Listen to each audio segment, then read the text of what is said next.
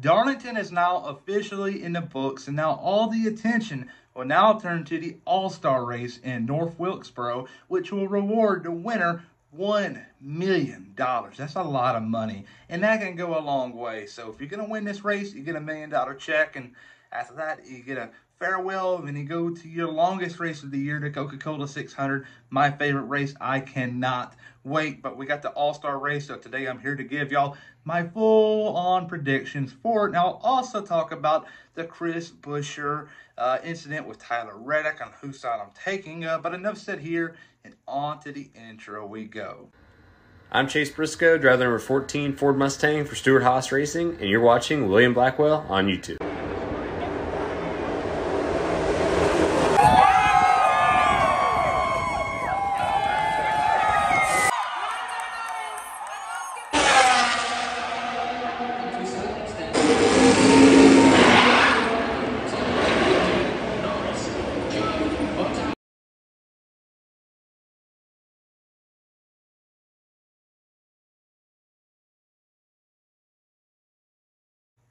Friday afternoon, Kevin Harvick is going to give crew chief Cliff Daniels, the crew chief of the 5 car in the NASCAR Cup Series, some great feedback about the car and how it's handling and what the tires are feeling like after a so long run. But what the point is, so he's going to give good feedback while Kyle Larson's qualifying for the Indianapolis 500. Fingers crossed that he makes it. There's no guarantees whatsoever. And I believe there's a lot of people in the motorsports world are just making it out to be that it's a slam dunk. No, anything can happen. So do not assume that he's guaranteed a spot into the big race, the big finale of them all, the Indianapolis 500. That's the biggest race on planet Earth. And there's no guarantees there, but for this side of things, Kevin Harvick is going to be a big factor why Kyle Larson is going to win the All-Star race. He's going to win it the second year in a row. He's going to get a $1 million check. But the point is about this the $1 million race and the All-Star race is to build up some momentum. Because if you take away Kansas, Kyle Larson over the last month and a half has been practically dead.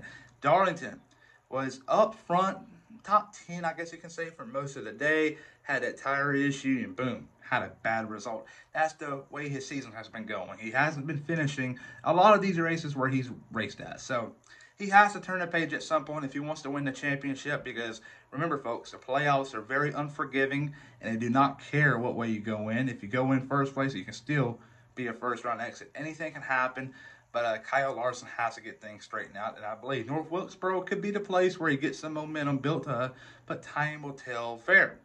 All right there, Chris Buescher is having a very up and down month of May so far. Had a chance to win Kansas, lost out very, very close, and bounced back, went to Darlington, had a lead of like 30 to go.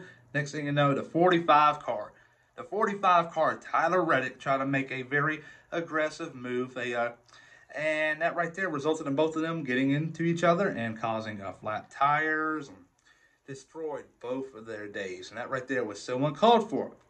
After the race, Chris Buescher went down to Tyler Reddick and pushed Tyler Reddick as soon as he got out of his car. And then Buescher just talked to him. And Tyler Reddick just kept his helmet on. If you're going to do something about it, Reddick, take your helmet off. Like, why in the hell are you keeping your helmet on so long?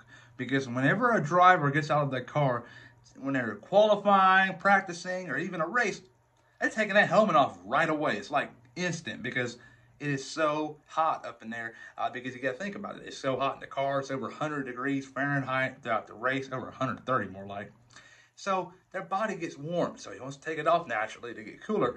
But Reddick kept that helmet on. Why are you doing that, bud? You set yourself up for that one, so quit trying to hide away from Buescher when he comes after you. I think that's a coward move by Tyler Reddick. And what do you think about it? Comment down below. I just think it's a coward move. That was a very uncalled for decision he made on track, and just a coward move off track. And it just says a lot about the human.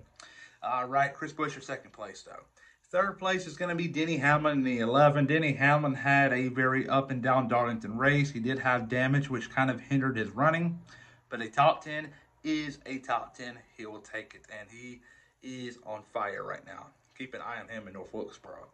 My big surprise is going to be the 47 car of Ricky Stenhouse Jr. Ricky Stenhouse at the moment is still finding him and his team are still finding their identity in the 2024 season.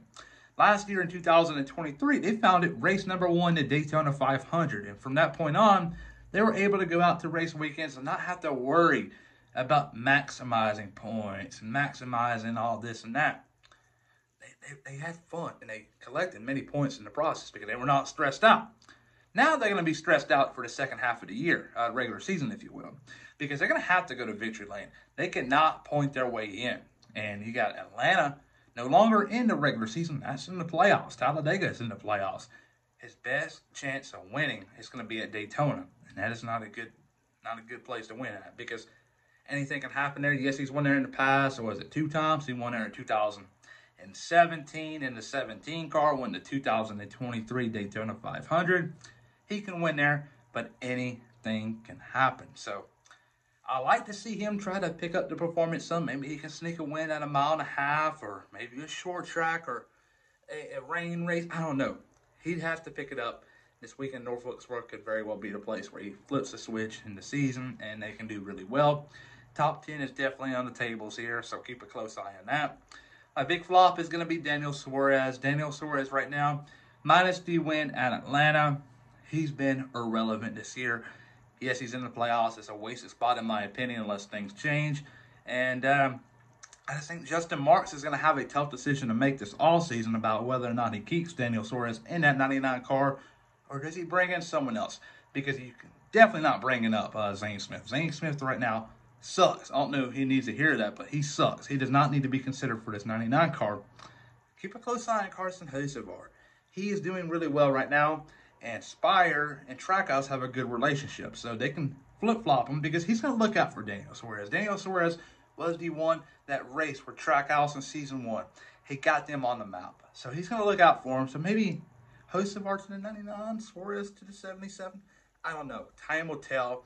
But there you go. Kyle Larson wins the All-Star race for the 2nd year in a row. Chris Buescher 2nd. Denny Hamlin 3rd. Big surprise. Ricky Stenhouse Jr. And big flop be Daniel Suarez. Please like and subscribe.